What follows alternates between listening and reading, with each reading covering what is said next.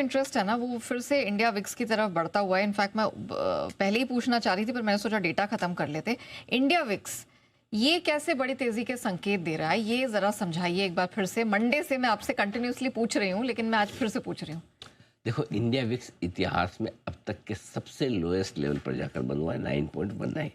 ठीक है, India VIX ने कल फिर से लोअर हाई बनाया, यानी कि कमजोरी के संकेत इंडिया विक्स में अभी भी है। हमारे पास 2008 के बाद की डेटा है और 2008 के पहले की शायद मेरे पास है भी नहीं, मेरे ख्याल से डेटा है भी नहीं किसी के पास। उसके पहले अगर इसने इसके नीचे लो बनाया हो तो पता नहीं, लेकिन 2008 से अब तक का एक साइजेबल पीरियड है। 17 साल कम थोड़ी होता है। ठीक है, तब से लेके अब तक की जो संकेत है वो ये बता रहे हैं कि इंडिया विक्स लोएस्ट लेवल पर चल रहा है। अब इंडिया विक्स में भारी कमी आमतौर पर जब भी इंडिया विक्स कम होता है, एक पर्टिकुलर बहुत लेवल के नीचे जाता है, तो वो मीन रिवर्सल वापस ऊपर आने की इसकी इच्छा होती है। और वो बाजार में उतार चढ़ाव बढ़ने के संकेत देती है।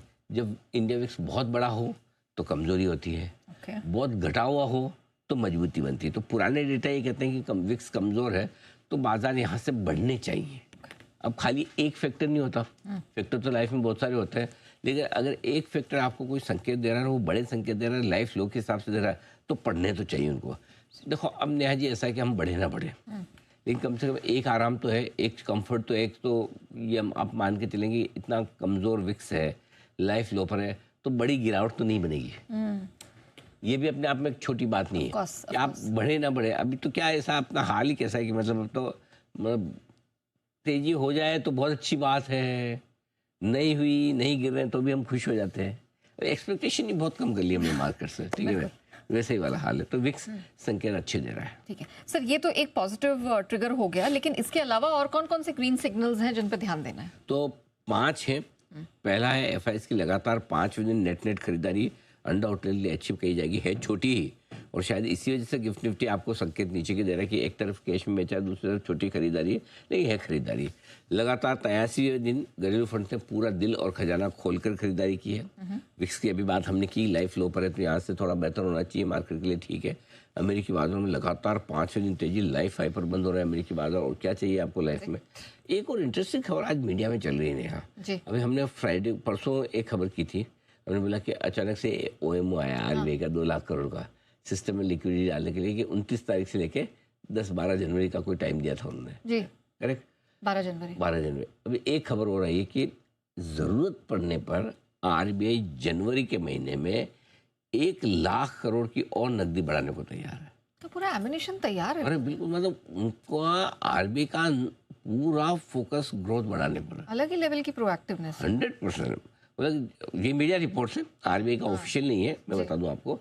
आज मीडिया में बैंकर्स, इकोनॉमिस्ट ये सब मान रहे हैं कि जरूरत पड़ने पर आरबीआई मार्च तक और पैसा डाल देगा सिस्टम में। मतलब बेसिकली आरबीआई का आइडिया क्या है कि मतलब ये फाइनेंशियल ईयर में आपको पैसे की कमी हो सिस्टम में, लिक्विडिटी कम हो और उसकी वजह से आपके बॉन्ड यील्ड्स वगैरह बढ़ जाए।